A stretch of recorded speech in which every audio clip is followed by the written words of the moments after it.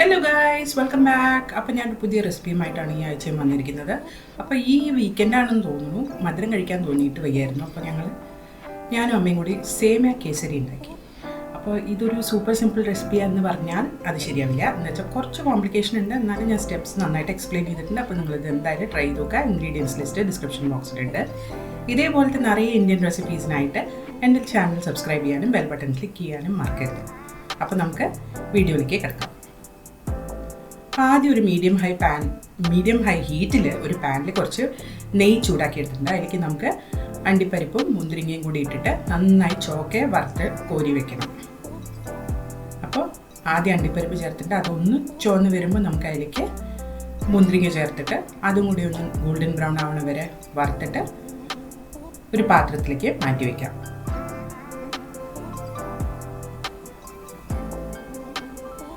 ഇനി അടുത്ത് ഇതിലേക്ക് സേമിയ ആഡ് ചെയ്യാം. അപ്പോൾ ഞാൻ വറുക്കാത്ത സേമിയാണ് ഇതിന് ഉപയോഗിച്ചിരിക്കുന്നത്, അതായിരിക്കും കറക്റ്റ്. അപ്പോൾ ബാക്കി വന്ന നെയ്യിലേക്ക് ഞാൻ ഈ സേമിയ ആഡ് ചെയ്ത് കൊടുത്തിട്ട് അതൊന്ന് ഗോൾഡൻ ബ്രൗൺ ആവുന്ന വരെ നമ്മളൊന്ന് റോസ്റ്റ് ചെയ്തെടുക്കണം. സേമിയ നന്നായി റോസ്റ്റ് ആകുമ്പോൾ അതിലേക്ക് നമ്മൾ കുറച്ച് ചൂടുവെള്ളം ഒഴിച്ചു കൊടുക്കണം. അപ്പോൾ 1 കപ്പ് സേമിയാണ് എടുത്തതെന്ന് വെച്ചാൽ 2 കപ്പ് ചൂടുവെള്ളം ഒഴിച്ചു കൊടുക്കുക. ഇനി ഇതൊന്ന് നന്നായിട്ട് മിക്സ് ചെയ്തെടുക്കുക. ഇനി ഇതിലേക്ക് നമുക്ക് കളറാണ് ചേർക്കേണ്ടത്. ഒന്നില്ലെങ്കിൽ നമുക്ക് ഫുഡ് കളർ ചേർക്കാം. ഞാൻ ഇത്തിരി അധികം കളർ ചേർത്തു. നിങ്ങൾ വേണമെങ്കിൽ ഒന്ന് കുറച്ചോളൂ, ഇല്ലെങ്കിൽ ഭയങ്കര ഡാർക്ക് റെഡ് ആവും. അല്ലെങ്കിൽ നമുക്ക് കുങ്കുമപ്പൂ ഇത്തിരി പാലിൽ കലക്കിയിട്ട് ഒഴിച്ചു കൊടുത്താലും മതി. പിന്നെ ഞാൻ കുറച്ച് ഏലക്കപ്പൊടിയും കൂടി ഇതിലേക്ക് ആഡ് ചെയ്തിട്ടുണ്ട്. ഇനി ഇതെല്ലാം കൂടെ മിക്സ് ചെയ്തിട്ട് നമുക്ക് ലോ ഫ്ലെയിമിലിട്ടിട്ട് ഈ സേമിയ നന്നായി സോഫ്റ്റ് ആവണ വരെ കുക്ക് ചെയ്തെടുക്കണം.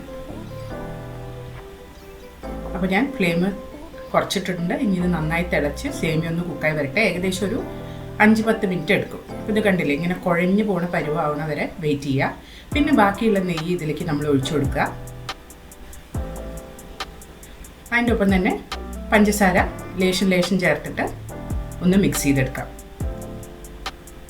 അപ്പോൾ നേരത്തെ നമ്മൾ സേമിയ കുക്ക് ചെയ്തപ്പോൾ വെള്ളമൊക്കെ ഏകദേശം വറ്റിയിട്ടുണ്ടായിരുന്നു. ഇനിയിപ്പോൾ ഈ പഞ്ചസാര ആഡ് ചെയ്യുമ്പോൾ ഒന്നും കൂടി ഇത് നന്നായിട്ട് വെള്ളം പോലെ ആവും. അപ്പോൾ കുറച്ച് ആഡ് ചെയ്തിട്ട് ഒന്ന് മിക്സ് ചെയ്തിട്ട് ബാക്കിയും കൂടി നമുക്ക് ആഡ് ചെയ്ത് കൊടുക്കാം. അപ്പോൾ ഈ പഞ്ചസാര നന്നായി മെൽട്ടായിട്ട് പിന്നെയും കുറച്ച് ലൂസായിട്ട് വരും ഇത്. അപ്പോൾ ഇത് നന്നായിട്ടൊന്ന് മിക്സ് ചെയ്യുക.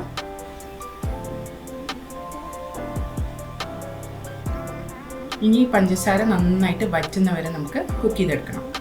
അപ്പോൾ ഇടയ്ക്കൊന്ന് ഇളക്കി കൊടുത്തിട്ട് ഒരു 10 മിനിറ്റ് നേരം കൂടി ഇതൊന്ന് കുക്ക് ചെയ്തെടുത്ത് കഴിഞ്ഞാൽ നമ്മുടെ കേസരി റെഡിയാവും.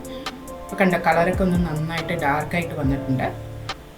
എന്നാലും ഇത് ഇപ്പോഴും ലൂസാണ്. ഇതൊന്നും കൂടി ഒന്ന് ടൈറ്റ് ആവണ വരെ നമുക്ക് കുക്ക് ചെയ്യണം.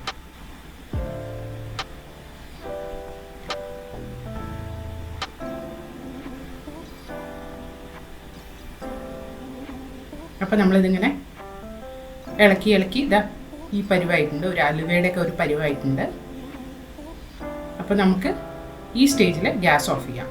വെള്ളം മുഴുവൻ അങ്ങോട്ട് വറ്റാൻ പാടില്ല, ഭയങ്കര തിക്കാവരുത്. ഒന്നും ഇങ്ങനെ ഈ കൺസിസ്റ്റൻസിയിൽ വെക്കാൻ ഓർക്കുക. എന്താ വെച്ചാൽ ഇത് തണുത്ത് കഴിയുമ്പോൾ പിന്നെ ഒന്നും കൂടെ കട്ടിയാവും. അപ്പോൾ നമുക്ക് ഗ്യാസ് ഓഫ് ചെയ്യാം. എന്നിട്ട് ഇതിലേക്ക് നമ്മൾ വറുത്ത് കോരി വെച്ചിരിക്കുന്ന അണ്ടിപ്പരിപ്പും മുന്തിരിങ്ങയും കൂടി ചേർത്ത് കൊടുത്ത് ഒന്ന് മിക്സ് ചെയ്യാം. അപ്പോൾ കൺസിസ്റ്റൻസി എന്തായാലും ശ്രദ്ധിക്കണം. അത് കണ്ടു ഇങ്ങനെ ലൂസായിട്ടുണ്ടെങ്കിൽ കുറച്ച് നേരം കഴിഞ്ഞ് അത് തണുക്കുമ്പോൾ അതിൻ്റെ പാകം ശരിയാവുള്ളൂ. അപ്പോൾ നമുക്കിത് അടുപ്പിൽ നിന്ന് ഇറക്കി വയ്ക്കാം. നിങ്ങളും ഇത് വീട്ടിൽ ട്രൈ ചെയ്ത് നോക്കൂ. എന്നിട്ട് കമൻറ്റ് സെക്ഷനിൽ അറിയിക്കും. അടുത്ത പ്രാവശ്യം ഒരു പുതിയ വീഡിയോ ആയിട്ട് വരുന്നവരെ ബൈ.